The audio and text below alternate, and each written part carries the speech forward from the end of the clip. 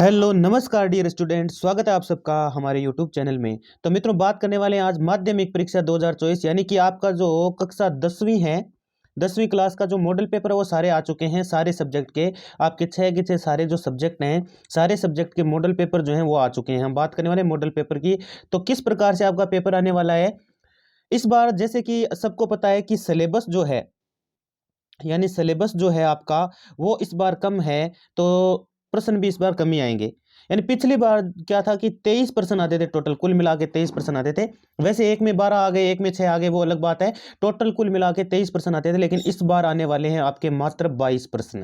कितने आने वाले हैं?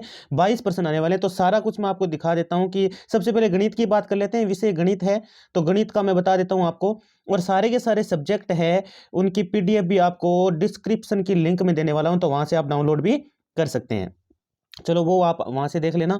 फिलहाल के लिए मैं आपको क्या कर रहा हूं, यहां से बता रहा हूं कि किस प्रकार का आपका मॉडल पेपर रहने वाला है, कैसे प्रश्न आपके आने वाले हैं और किस तरह से, कितने प्रश्न कितने अंक के किस प्रकार से आएंगे, वो सारा कुछ बात करने वाले हैं। तो वही समय रहेगा इसमें, जैसा कि आप जानते हैं 3 घंटे और 15 मिनट, वही 3.25 घंटे का समय है। तो मैथ के मॉडल पेपर की सबसे पहले बात करते हैं हम। चलिए शुरू करते हैं। तो यदि चैनल पर नए हो तो चैनल को सब्सक्राइब अवश्य कर लीजिएगा। ठीक है मित्रों, चलिए शुरू करते हैं। तो यहाँ पर देख सकते हो आप, पूरा दिखा देता हूँ मैं। ये वो लिखे गए निर्देश आपके लिए कि भाई सारे प्रश्न करने अनिवार्य हैं, वो सारा कुछ है। ठीक है, तो इसमें जैसा कि बात करें, सबसे पहले आ जाते हैं खंड ए में। खंड ए आ गया आपके, जिसमें बहुविकल्पीय प्रश्न आएंगे, यानी जिसमें विकल्प वाले प्रश्न मिलते हैं आपको, बहुविकल्पीय प्रश्न। जिसमें सबसे पहला ही प्रश्न है, देखो कितना आसान है, पहले ही पार्ट से आया है। संख्याओं 96 और 404 का मैं से ज्ञात कीजिए। ये देखिए कितना आसान है, आराम से 96 और 404 का मैं से निकाल सकते हैं आप इनमें। ठीक है, 4 आएगा। और यदि बहुपद पी एक्स बराबर x square minus 2x minus 15 के शून्यक ए और बी हैं, तो ए बी का मान क्या होगा? यार कितना आसान है। जब आपको पता है कि शून्यक जो है, ए और बी का मान पूछ रहा है, मान लीजिए शून्यक ए और बी पहले से दे दी, यानी एक हम पढ़ते थे एल्फा और एक बीटा। तो आपको पता है कि एल्फा इंटू बीटा बराबर होता है -b/a के इक्वल। होता है कि नहीं होता, बताओ? -b/a के इक्वल। यहां से तुलना करते हैं बहुपद की, तो b का मान हमारे पास -15 है, सॉरी -2 है। यहाँ पर कितना है, यहाँ पर देख लो, एल्फा इंटू बीटा c/a के इक्वल होता है भैया। एल्फा इंटू बीटा c/a के इक्वल होता है, और c की वैल्यू यहाँ पर -15 दे रखी है, तो माइनस प्लस का c/a होता है, प्लस का c/a। यानी मैं दोबारा बता देता हूँ यहाँ पर, यानी कि जो आपका एल्फा इंटू बीटा का जो मान होता था, वो होता था c/a के इक्वल। और इसमें यार पहले से है ना, एल्फा इंटू बीटा नहीं, a इंटू बी दे रखा है। कोई बात नहीं, शून्य का एल्फा इंटू बीटा भी हो सकता है, a इंटू बी भी हो सकता है, तो ये भी c/a के ही बराबर हो जाएगा। अब इस बहुपद की तुलना करके देखो जरा, यहाँ पे जो है c का मान कितना दिखा रहा है, यहाँ पे c का मान दे रखा है 15, तो माइनस के 15 और बटे में 1 का मान, यहाँ पर एक्स स्क्वायर का गुणांक 1 है, तो 1 हो जाएगा। -15 में 1 का भाग देंगे तो आपका वैसे ही हो जाने वाला है यहाँ पर। तो इस प्रकार के प्रश्न आने वाले हैं, ऐसे ही प्रश्न आएंगे। आसान सा पेपर आता है, हर साल आता है, आपको पता है जैसा कि। तो और भी प्रश्न मैं दिखा देता हूँ आपको, ये देखिए। फिर देखिए जैसा कि आपको बताया हुआ है, 2 3 4 5 6 का औसत माध्य क्या होगा। तो जितने भी आंकड़े दे रखे हैं, 1 2 3 4 5 आंकड़े दे रखे हैं, सबका योग करके और आंकड़ों का ही भाग लगा देंगे। 6 और 5 ये कितने हो गए? 11 15 18 और 20 हो गए। 20 में लगा देंगे 5 का भाग, तो 20 में 5 का भाग लगा देंगे तो 4 टाइम ये यहाँ पर से आपका सही हो जाने वाला है। बाकी आप देख लेना अपने हिसाब से, ऐसे ही प्रश्न पूछे जाएंगे।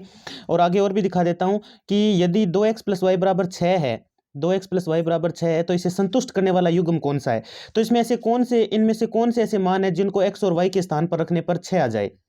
तो एक्स और वाई के स्थान पर बारी बारी से ये रख के देख लो, ऐसे भी चेक कर सकते हो, 6 आ जाना चाहिए। ठीक है ना, तो वो चेक कर सकते हैं आप आराम से। और उसके बाद में आगे और दिखा देता हूं मैं। ये एपी से आ गया आपका, यदि प्रथम पद 6 है, सारवंतर 3 है, तो एपी क्या होगी? तो एपी बनाना जानते हो आप आराम से, कोई दिक्कत ही नहीं है। अगला है, निम्न में से कौन सी समरूपता की कसौटी नहीं है? सामने ही दिख रहा है समरूपता की कसौटी।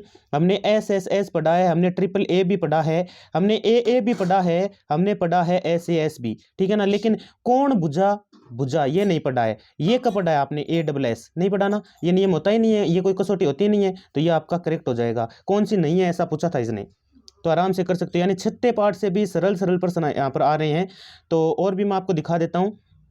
बिंदु दे रखे हैं, ये 2 बिंदु दे रखे हैं, ए बी का मध्य बिंदु क्या होगा? मध्य बिंदु का सूत्र बताया हुआ है। और त्रिभुज एबीसी में कोण भी समकोण है, और यहाँ पर cos a = 3/5 हो, तो sin a का मान है क्या होगा? तो अर्धवार्षिक में भी ठीक ऐसा ही पेपर देखने को मिलने वाला है, ऐसे ही एकदम सरल सरल प्रश्न मिलने वाले हैं, ये और बता दूं मैं आपको। ठीक है, और आगे किसी मीनार की छाया उसकी ऊंचाई के बराबर तो सूर्य का उन्नयन कोण क्या होगा, आराम से आप बता सकते हैं, कोई दिक्कत ही नहीं है। वर्ग अंतराल 10 से 25 का वर्ग चिन्ह क्या है, तो 10 से 25 का वर्ग चिन्ह 25 और 10 को जोड़ो, 10 और 25 को जोड़ लो आप, 35, 35 का आधा कितना है 17.5, ये सह सही हो जाएगा यहाँ पर, ठीक है ना। आराम से वर्ग चिन्ह बता सकते हो, ये सह है इसका। और आगे अगला प्रश्न है, देखो कितना आसान है। किसी वृत्त के व्यास के सिरों पर खींची गई स्पर्श रेखाएं आपस में क्या होती है, समांतर होती है, वैसे ही हो जाएगा इसका।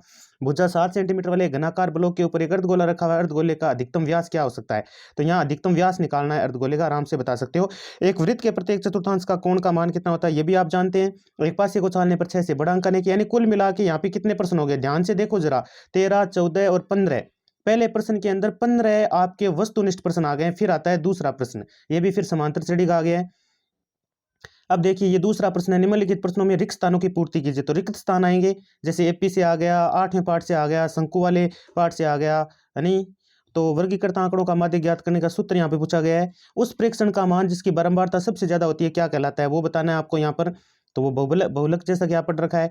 घड़ी की मिनट की सुई द्वारा 1 मिनट में रचित कोण, वो भी आपको पता होना चाहिए, आराम से आप निकाल सकते हैं। एक असंभव घटना की प्रायिकता। फिर आ जाते हैं तीसरे प्रश्न में, अभी भी खंड ए ही चल रहा है आपका, अभी भी मैं खंड ए ही की बात कर रहा हूँ, ए ही चल रहा है, जिसमें 2 प्रश्न कंप्लीट हो चुके हैं, दूसरे में आपके 6 तक आएंगे, 7 क्या आएंगे, एबेस वो रिक्त स्थान आएंगे, 7 रिक्त स्थान आएंगे, रिक्त स्थान 7 आएंगे इस बार, पहले पिछली बार 6 आ रहे थे, अब इस बार आएंगे 7 रिक्त स्थान, ठीक है ना। अति लघुतरात्मक प्रश्न आ जाते हैं तीसरे में, जिसमें लगभग आपको 10 प्रश्न शायद देखने को मिले, कितने मिलते हैं देखते हैं। तीसरा है, चौथा है, देख सकते हो आप आराम से, वीडियो को पॉज करके देख सकते हैं। 5वां, 6वां, 7वां, 8वां और उसके बाद में देखिए 9वां है, 10वां है, 10 प्रश्न हो गए हैं। अब आता है खंड ब आपका, जिसमें लघुतरात्मक प्रश्न आ रहे हैं, जिसमें देखिए आपको मैंने पहले भी बताया, देखो बार बार ये बहुत इंपॉर्टेंट प्रश्न है, हो सकता है यहाँ संख्या चेंज हो जाए, बाकी कन्फर्म 100% ये एक प्रश्न पूछा जाने वाला है, 100% आने वाला आपका ये, ठीक है। तो सिद्ध कीजिए कि √2 एक अपरिमेय संख्या है। फिर भी देखिए ये आ गया बहुपद से, बहुपद में देखो एक आपको दे दिया, बहुपद दे दिया और के शून्य दे दिया, शून्य को तथा गुणों के बीच सत्यता की जांच कीजिए, केवल सत्यता की जांच पूछिए, यहाँ पर शून्य पहले से ही दे रखे हैं इसने। समीकरण निकाय x - y+1 और ये है को हल करना है आपको, सीधा हल कर लेना है। और ये छठे पार्ट से प्रश्न आया है, मैंने कहा था आपको 7वां 8वां इंपॉर्टेंट है, तो 7वें 8वें में 7वां प्रश्न ये है, इसमें देख लीजिए, ठीक है। ABCD एक समलंब चतुर्भुज है, AB समांतर है CD के, O पर बिंदु प्रतिच्छेद करते हैं, तो सिद्ध कीजिए AO/BO बराबर CO/DO, छठे पार्ट से त्रिभुज से, ठीक है। आगे देख सकते हो x अक्ष पर वह बिंदु ज्ञात कीजिए, समदूरस्थ है, वो 7वें पार्ट से आ गया है, देख लो सारे के सारे प्रश्न आप देख सकते हैं। फिर मीनार वाले पार्ट से आ गया 9वें पार्ट से, इस प्रकार से 12, 13 और ये आप जानते हैं, आराम से कोई दिक्कत ही नहीं है इसमें। तो निम्नलिखित आंकड़ों का माध्य ज्ञात करना है, माध्य ज्ञात कर ही सकते हो। और 2 पासों को एक साथ फेंका जाता है, क्या प्रायिकता है कि दोनों पासों पर समान अंक प्राप्त होंगे, दोनों पासों पर अंकों का योग 7 प्राप्त होगा, बहुत आसान है, आराम से प्रायिकता को अच्छे से पढ़ रखा है आपने। और उसके बाद सेक्शन सी आ जाता है आपके, सेक्शन सी ये रहा, तो सेक्शन सी में दीर्घ उत्तरीय प्रश्न है, वो आराम से आप देख सकते हो, जिसमें यहाँ पर कल्पित माध्य विधि से ज्ञात करने को बोला है आपसे। और उसके बाद में ये भार दिया गया है, जिसमें सीधा माध्यक पूछा गया है, ये प्रश्न दे रखा है जिसमें माध्यक पूछा गया है सीधा। फिर ये 17वां प्रश्न है, प्रथम 100 प्राकृत संख्याओं का योग ज्ञात कीजिए। इसी के अथवा में 5वें पाठ का प्रश्न वापस आ गया है, तो पदों की संख्या पूछ रखी है। फिर 18वां प्रश्न है आपके 7वें पाठ से आया है, इसके भी अथवा में देखने को मिलेंगे आपको, ठीक है ना यहाँ पर। फिर ये आपके आ गया है वो 10वें पाठ से, सिद्ध कीजिए कि किसी वृत्त के परिगत समांतर चतुर्भुज समचतुर्भुज होता है, ये भी कर चुके हो। अब खंड द आता है लास्ट में, जिसमें 20, 21, 22 3 ही प्रश्न मिलेंगे आपको, जिसमें सबसे पहला प्रश्न है जिसमें बहुलक पूछा गया है। देखो बहुलक सबको आता है, आराम से ये 4 नंबर कहीं नहीं जाने चाहिए, ठीक है ना।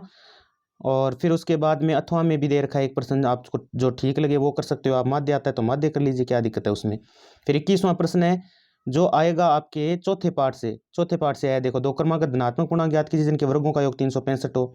और फिर लास्ट वाला जो प्रश्न है 22वां, वो आ जाता है आपके ट्रिगोनोमेट्री से। तो ट्रिगोनोमेट्री से आसान सा प्रश्न है, इनमें से कोई भी आप तैयार कर लो बस, हर बार पूछा जाता है, बहुत बार पूछा जा चुका है, ये वाला और ये वाला देखो, ये अथवा में दे रखे हैं, ये उसके अलावा, ठीक है ना, अंग्रेजी में हिंदी में दोनों में दिया हुआ है, ठीक है। तो इस प्रकार से आपका ये मॉडल पेपर रहने वाला है। तो गणित का मॉडल पेपर मैंने दिखा दिया, 22 प्रश्न आपके आने वाले हैं पूरे।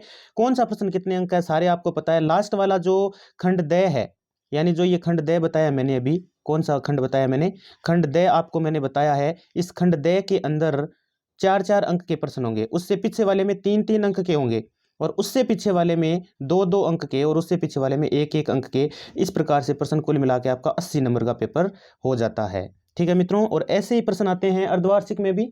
ठीक है, तो वो ध्यान से आप देख लीजिएगा, मॉडल पेपर मैंने आपको दिखाई दिया है। धन्यवाद। और सारे मॉडल पेपर आपको मिल जाएंगे इसके अंदर, ठीक है ना, डिस्क्रिप्शन में मिल जाएंगे। धन्यवाद मित्रों।